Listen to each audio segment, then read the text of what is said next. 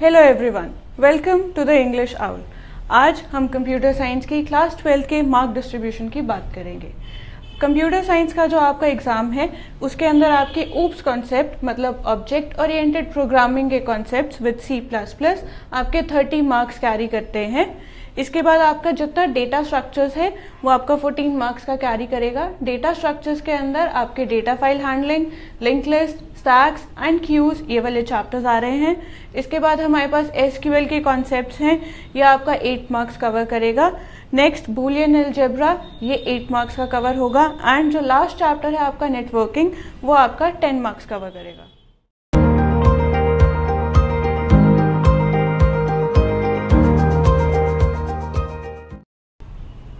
तो आइए अब हम देखते हैं कि नेटवर्किंग में आपके कौन कौन से टॉपिक्स इंक्लूड हो रहे हैं। सबसे पहला guided and unguided medium.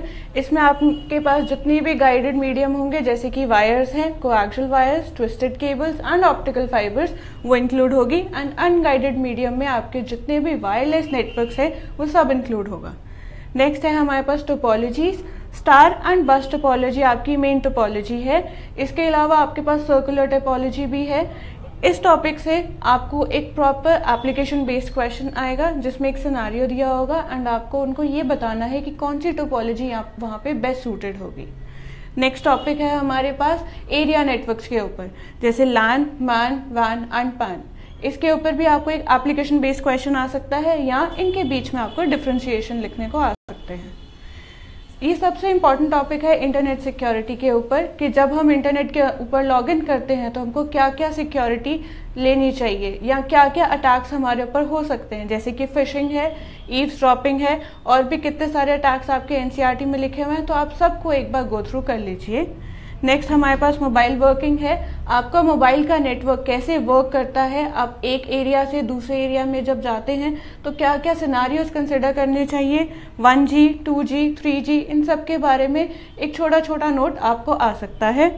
Next जो पूरे चैप्टर में आपके पास छोटी छोटी कुछ डेफिनेशंस हैं, फॉर एग्जांपल कि रिपीटर्स क्या होते हैं, ब्रिजेस क्या होते हैं या गेटवेज क्या होते हैं, ये सब भी आपको 1 मार्क्स के आ सकते हैं। टॉपिक है हमारे पास बूलियन अलजेब्रा, ये आपका 8 मार्क्स कैरी करता है। इसके अंदर आपको सिर्फ और सिर्फ 2 क्वेश्चंस आएंगे। फर्स्ट क्वेश्चन ये फॉर श्योर आपको आएगा, एक इनफिक्स टू पोस्टफिक्स कन्वर्जन, ये आपका 4 मार्क्स कैरी करता है एंड ये पूरे टैब्यूलर फॉर्म में आएगा। ध्यान रखिए जब आप इसको कन्वर्ट करेंगे तो पोस्टफिक्स के सेंटर वाले कॉलम में लास्ट में आपके पास कुछ नहीं बचना चाहिए।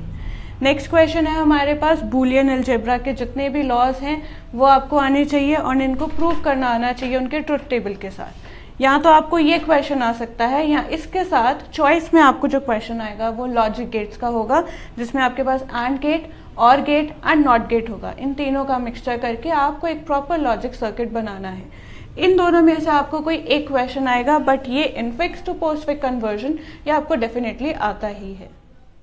आइए अब हम देखते हैं SQL के मार्क्स डिस्ट्रीब्यूशन। SQL हमारा 8 मार्क्स का है। इसके अंदर आपके पास जितनी भी फुल फॉर्म्स आएंगी जैसे कि DBMS database management system, RDBMS relational database management system and इनके सॉफ्टवेयर्स के कुछ एग्जांपल्स आपको 1 मार्क्स के लिए आ सकते हैं। नेक्स्ट है हमारे पास टाइप्स ऑफ कीज। जैसे कि आप जानते हैं SQL में 4 टाइप की कीज हैं, प्राइमरी की, फॉरेन की, alternate keys and candidate keys. ये क्या होती हैं, प्राइमरी और फॉरेन की के बीच में जितने भी डिफ्रेंशिएशन है वो एंड इनके साथ आपके और जितने कंस्ट्रेंट्स आएंगे वो सब आपको मालूम होने चाहिए।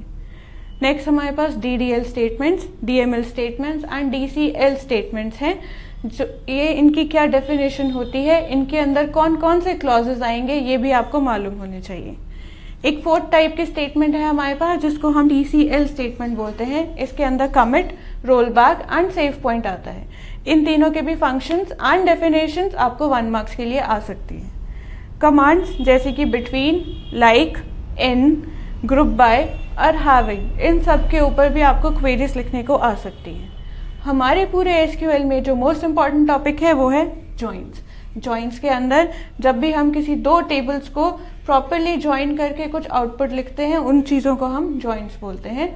इनके अंदर आपका कार्टेशियन प्रोडक्ट, वो ऐसी चीज़ जिससे 2 टेबल्स को ज्वाइन करा जाए वो, एंड साथ में उनकी कार्डिनलिटीज एंड डिग्री निकालना आपको आ सकता है। हमारा नेक्स्ट टॉपिक है डेटा स्ट्रक्चर्स। ये आपका 14 मार्क्स कैरी करता है। इस चैप्टर के अंदर आपके पास सिर्फ 2 चैप्टर्स आएंगे। The first one data file handling. इसके अंदर आपको एक फाइल के अंदर इंसर्ट करना, एक फाइल में सर्च करना और एक फाइल में डिलीट करना, इसका एक कोड आएगा। आप प्लीज़ डरिए मत, क्योंकि आपको इसका एक फुल फ्लेज कोड लिखने के लिए नहीं आएगा। आपको एक प्रॉपर कोड दिया होगा एंड उसके आगे फर्दर आपको सिर्फ एक क्लास बनाकर इन चीज़ों को शो करना है। नेक्स्ट है हमारे पास link list, stacks and queues. इनमें से जो आपका क्यूज है ये लास्ट 3 ईयर से रेगुलरली पेपर में आ रहा है। इसके अंदर आपको डायनामिक क्यू में कुछ ना कुछ ऐड करना है या फिर कुछ डिलीट करना होगा। ये सेम क्वेश्चन आपका 3 साल से रेगुलरली पेपर में रिपीट हो रहा है, तो आई वुड सजेस्ट कि आप इस चीज़ को बहुत अच्छे से करके जाइए। नेक्स्ट हमारे पास लिंक लिस्ट है।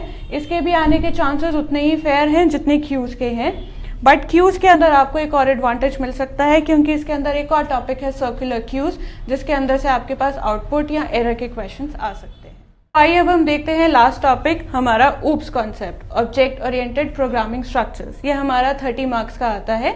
जैसे कि आप जानते हैं ऊप्स के 4 पिलर्स होते हैं, inheritance, polymorphism, encapsulation and data hiding. इन चारों की डेफिनेशंस विद इनका प्रॉपर यूजेज एंड इनका सिंटैक्स आपको बहुत अच्छे से आना चाहिए। नेक्स्ट है हमारे पास inheritance, the first pillar of OOPs concept.